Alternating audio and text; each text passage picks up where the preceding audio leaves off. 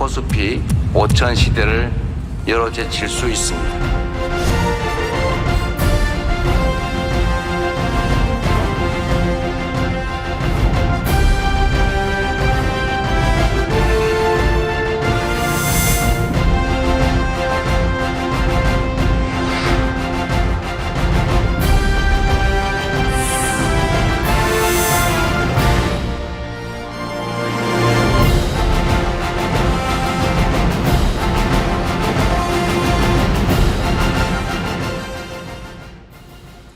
네, 기획 특집으로 준비했습니다. 등락 속에서 울고 웃던 올해 증시 정리를 해보고요. 수익과 아쉬움이 교차했던 한 해였다면 내년도 같이 주목을 해볼까요? 내년은 말의 해라고 합니다. 내년 경제는 들판을 달립니다. 바람은 변덕스럽고 또 길은 갈라지지만 준비된 말만이 결승선까지 통과할 수 있을 거라고 보고요. 이충광 레그넘 투자자문 대표님과 함께하도록 하겠습니다. 안녕하십니까? 네, 안녕하세요. 네, 뉴욕 증시 마무리가 올해 나쁘지 않은 것 같은데 어떻게 평가하시는지 궁금하고요. 올해 리뷰와 함께 S&P 500의 한 성과도 자세히 한번 살펴볼까요? 굉장히 다사다난했던 것 같아요. 매년 그러긴 한데 올해는 아무래도 이제 키워드를 먼저 몇 가지 말씀드리면 아무래도 트럼프의 관세, 네. 4월 2일 날 그 소위 판때기 관세라고 부르는데 전 세계를 들었다 놨다 했죠. 그리고 돌이켜보면 올해 7월 달이 굉장히 중요한 시기였던 것 같아요. 6월 달에 그 SLR이라고 하는 보완적 레버리지 비율이 처음에 제한이 되고 7월 달에 뭐 가안이라고 해서 일단 통과가 된 다음에 올해 1월부터 자율시행 시작하거든요. 네. 그러면 이제 내년도에 뭐 금리도 중요할 텐데 미국 국채 금리를 조금 더 눌러주는 안정적인 그런 뭐 흐름을 보여줄 수 있는 그런 효과 두 번째 키워드고요. 같은 7월 달에 가장 중요하게 봐야 되는 OBBBA 소위 오빠 법안이라고 하잖아요. 그게 이제 통과가 됐죠. 요 세 가지가 굉장히 중요한 그 키워드였었던 것 같은데 저희 회사 같은 데는 되게 중요한 지난 12월 4일 날 연말에 이제 NSS 국가안보전략보고서가 발표가 됐죠. 잘 아시겠지만 이게 모든 대통령들이 입각을 하면 향후에 그 미국 뭐 전 세계 경영 또는 미국의 경영을 어떤 방향으로 끌고 갈지를 제시하는 청사진이란 말이죠.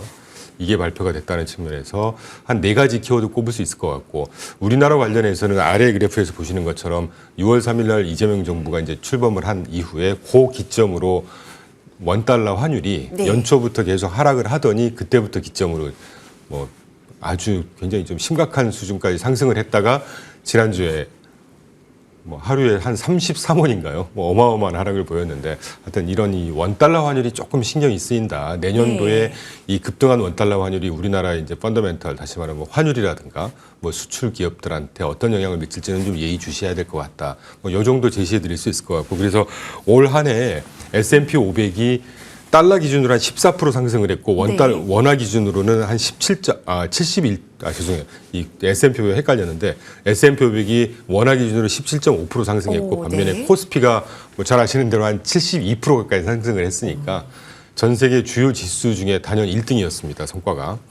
그리고 나스닥이 한 17%, 뭐 니케이가 의외로 한 두 번째 성적을 보였어요. 한 30% 가까이 상승했으니까. 예. 그리고 나머지 이제 닥스, 영국, 대만 각권 한 20%, 22% 정도 상승을 했으니까 일단 미국 기준으로 한번 보자면 제 느낌으로는 2025년도 S&P 500이나 나스닥 기준으로 한 해 상대적으로 좀 쉬어가는 해였던 것 같아요. 왜냐하면 22년도는 그때 인플레이션 파이트 하겠다고 금리를 공격적으로 올릴 때라서 뭐 설명할 필요가 없는 굉장히 흔들렸던 시장이었기 때문에 근데 23년도는 원화 기준으로 S&P 500이 27% 정도 상승을 했고요. 24년도에도 한 24.7%, 25% 가까이 상승을 했습니다. 보통 어떤 한 해가 제가 보는 그 대표 주가 지수가 한 해 한 20에서 25% 정도를 상승하는 게 합리적인 전문가적인 시각에서 볼 때는 그 정도가 합리적이라고 보는데 올해 달러 기준으로 14%, 원화 기준으로 17%니까 상대적으로 한 해 좀 쉰 겁니다. 에도 불구하고 굉장히 다사다난했던 이벤트를 고려해 보면 그렇게 나쁜 성적은 아니다. 그런 생각을 하죠.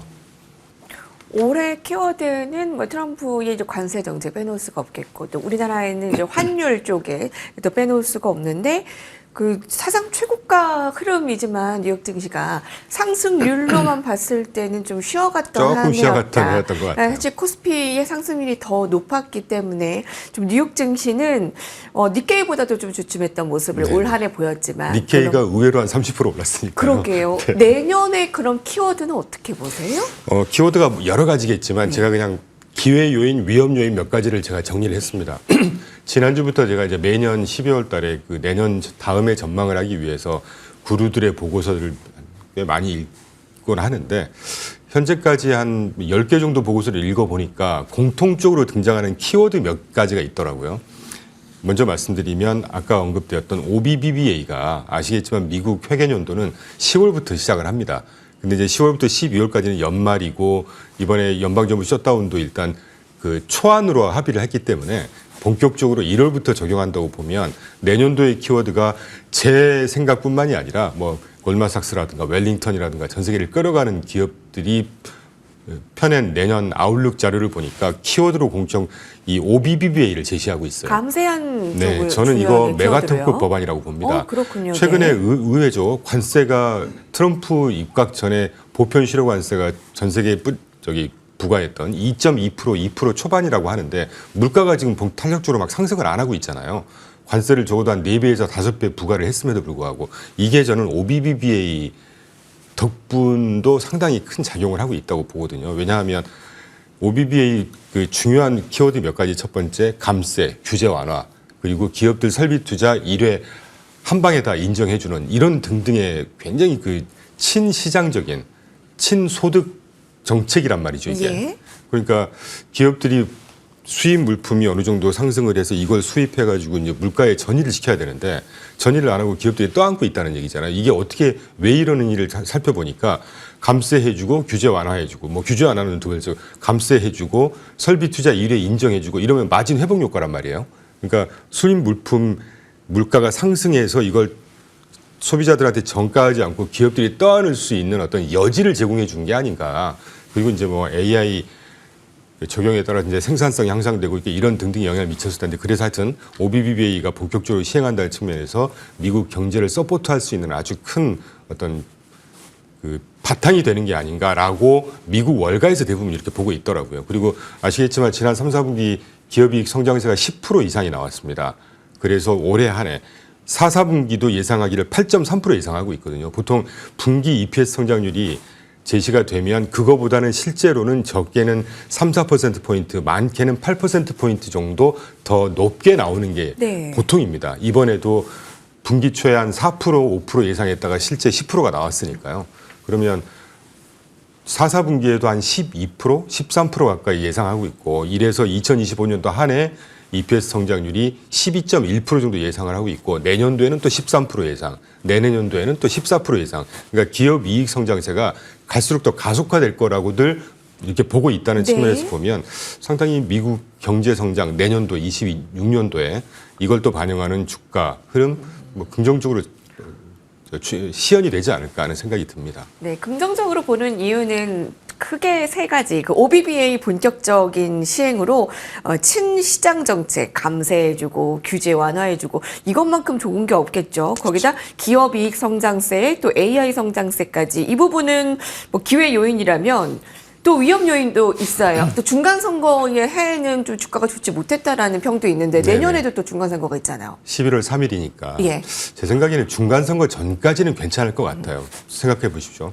최근에 트럼프 지지율 굉장히 안 좋다고 합니다. 30%대로 떨어졌다고 막 그 기사가 나오는데 12월 들어서 트럼프가 지금 이것저것 발표하는 내용을 보면요. 굉장히 친시장적이고 경제 성장을 가속화시킬 수 있는 뭐 제네시스 프로젝트라든가 네. 뭐 그 훨씬 전부터 알래스카에 있는 어마어마한 매장을 하고 있는 그 원유 채굴 금지했던 걸 뭐 승인해 주겠다든가 이런 굉장히 그 친시장적인 정책들을 계속 펴내고 있고 증시 활성화의 진심인 모습이에요. 당연하죠. 예. 그리고 대국민 담화에서도 별 내용은 없었지만 하지만 굉장히 중요한 내용이 있었던 것이 약가 인하를 반드시 이뤄내겠다고 얘기를 했습니다. 네. 앵커님 아시겠지만 미국이요. 그 약가 의료비가 굉장히 비쌉니다. 독감 걸려도 잘 병원에 안 간다는 거거든요. 한 100만 원 나온다는 거예요. 하여튼 이런 정책이 계속 쏟아져 나올 거고 이렇게 되면 중간선거 전까지는 저는 분위기 좋을 것 같아요. 물론 중간선거 때 공화당이 져버리게 되면 그럼 이제 그때부터는 전략을 모두 바꿔야 되고 좀 다시 시장을 판단해야 되겠죠. 그거는 내년에 문제일 것 같습니다. 중간선거가 11월 달에 있기 때문에. 그렇군요. 그 정도 보면 되지 않을까 싶고 네. 좀 의외지만 올해는 아마 중국 경기 부진 문제가 증시를 한번 발목을 잡지 않을까. 그러니까 somewhere 22년, 6년도 한 해 어떤 시기든 중국 경기 문제가 한번 부각이 되지 않을까 하는 생각이 들어요. 초반까지는 좋겠다라는 의견을 좀 주시는 것 같아요. 네네. 네, 긍정적인 시각을 뉴욕 증시에는 상반기에는 가지고 갑니다. 그리고 내년에 금리 인하 한 2차례 정도 예상이 되던데 저희는 베이스 케이스로 한 차례 보는데 왜냐하면 네. 경기 성장세가 지난 3, 4분기 4.3% 나왔잖아요. GDP 나온 그 부분이 이 추세가 계속된다고 하면 연평균 성장률로 2에서 2.5% 유지될 겁니다. 그러면 금리를 굳이 인하시키지 않아도 되는 펀더멘탈이라는 거죠. 그래서 저희는 한 차례 보는데 일단 두고 봐야 되겠죠. 몇 차례 인하할지는 내년 상황을. 예, 물가 상승 우려에서 금리를 올려 유동성을 좋을까요? 뭐 이 부분은 또 어떻게 보세요? 또 일본도 또 금리 인상에 대한 또 우려감을 계속 가지고 가던데 저희 오늘 많은 분들께서 좀 궁금증도 네네. 그렇게 좀 주시더라고요. 예, 무슨 얘기냐면 일본 우에다 총리가 내년에 금리 인상한다고 했다는데 이는 또 어떤 영향을 미칠지도 궁금합니다. 분명한 건 지난주 BOJ 하고 나서 인터뷰 때 굉장히 신중한 속도로 인상 기조를 유지할 거다라고 했습니다. 인상 기조야 당연히 유지를 하겠죠. 그런데 신중한 속도로 유지할 거라고 그랬고 당일날 오히려 미국 국채 금리 상승했고 엔화 값은 떨어졌습니다. 그렇게 되면 이 우에다 그러니까 다시 말하면 통화 정책 쪽에서는 긴축 스탠스를 유지하지만 굉장히 신중하게 유지할 거다라고 했고 재정 정책 쪽에서는 공격적인 확장 정책을 펼 거란 말이에요. 이런 것들을 그대로 반영한다는 측면에서 보면 그 BOJ의 금리 인상이 막 굉장히 공격적으로 일어나서 우리가 늘 매번 이렇게 걱정을 하는데 엔캐리 청산 때문에 뭐 자본시장이 흔들리거나 제가 짧지만 33년 동안 이렇게 미국 시장이 한 25년 봐왔는데요. 네. 엔캐리 청산 때문에 시장이 흔들리고 속된 표현으로 박살났던 적은 거의 없었습니다. 그렇군요. 저는 네, 뭐 알겠습니다. 문제 안 된다고 보고 있습니다. 예. 자, 내년에 그럼 증시 전망을 조금 더 구체화해 볼까요? 네. 이충거 대표님께서는 어떻게 보세요? S&P 500이 기업의 이익과 함께 또 아까 AI 옥석 가리기 중요하다라고 했는데 어떻게 보십니까? 기본적인 분위기는 우상향 계속 갈 것 같습니다. 근데 큰 방향에서 보면 지난 3년, 23년 이후 엔비디아 등등을 보면 거의 뭐 12배, 13배씩 상승을 했죠. 좀 손으로 표현을 드리면 이렇게 상승을 했단 말이에요. 이거는 감속을 해야죠. 그래야 시장이 버블도 좀 없고 젠걸음을 해가면서 꾸준하게 지속적으로 상승하는 것이고 최근 12월 달에 아주 짧은 조정이긴 했지만 그런 모습을 연출해 줬던 게 아닌가 하는 생각이 듭니다. 그리고 또 하나는 오라클이라든가 뭐 코어비브라든가 그 12월 달에 막 큰 조정을 하다가 다시 또 큰 폭의 상승을 보이긴 했지만 재무 구조라든가 모든 회사들이 어마어마한 데이터 센터라든가 캐펙스 투자를 하는데 그걸 모든 회사들이 다 재무 구조가 문제가 없이 뭐 프리 캐시 플로우로 다 조달을 한다든가 할 수는 없을 거란 말이죠. 이런 기업들이 분명히 나올 거고 이런 소식이 적당히 좀 나와줘야 되는 게 아닌가 하는 생각이 듭니다. 최근 3년 동안에 정말 광폭의 상승세를 보였잖아요. 광폭의 상승세를 보인다는 얘기는 우리가 정확하게 뽑을 수는 없지만 그 안에는 분명히 포모도 있었을 거고 묻지마 투자도 있었을 거란 말이죠. 그래서 뭐 그런 그 견조한 움직임 흐름은 계속 지속이 될 거라고 보고 있습니다. 그리고 이제 뭐 아울러서 내년도에 좀 관심 가질 만한 업종을 우리가 놓고 보자면 NSS에서도 몇 가지 키워드를 줬습니다. 경제 안보를 굉장히 강조하면서 반도체 당연히 국방산업 그리고 AI, 바이오 이런 등등의 기술 우위를 확고하게 점하겠다라고 발표를 했거든요. 네. 벌써 여기서 업종에 뭐 키워드 몇 개를 던져준 거고 저희가 제시해드리는 업종 산업재 같은 경우를 좀 중요시하게 보셔라라는 말씀드리고 제가 올 한 해 계속 지금 부동산 중소형을 계속 추천을 드리고 있었는데 중소형은 나쁘지 않았어요. 근데 부동산이 이 금리세가 공격적으로 탄력적으로 하락을 하질 않으니까 부동산 섹터, 리츠 섹터가 되게 저평가되어 있는 상황입니다. 네. 내년도에 저는 정책 금리가 한 차례든 두 차례든 뭐 인하 기준은 저는 접어들었다고 봐요. 지난 9월부터 이미 채권 바이백 횟수를 늘린다든가 QT를 11월 1일부터 줄인다. 이건 이미 완화 기조에 접어들었다는 얘기거든요. 그러면 시장 금리가 정책금리 상단 내지는 정책금리보다는 더 하락을 안 하겠지만 그래도 지금 수준에서는 3% 한 중후반대까지는 하락할 것 같아요. 그러면 경기 침체 오히려 경기는 좀 세지 않습니까? 경기 침체가 없는 한에 금리가 인하되는 시점에서 주식보다 더 성과가 좋았던 게 부동산 미트 섹터예요. 그 정도 그렇군요. 말씀드릴 수 있을 것 예. 같아요. 반도체, 국방산업, AI, 바이오, 산업재, 그리고 부동산 중소형까지 좀 내년에 봐야 할 섹터로 체크를 해보시기 바랍니다. 지금까지 레그넘 투자자문의 이춘강 대표님과 함께했습니다. 오늘 말씀 감사합니다. 네.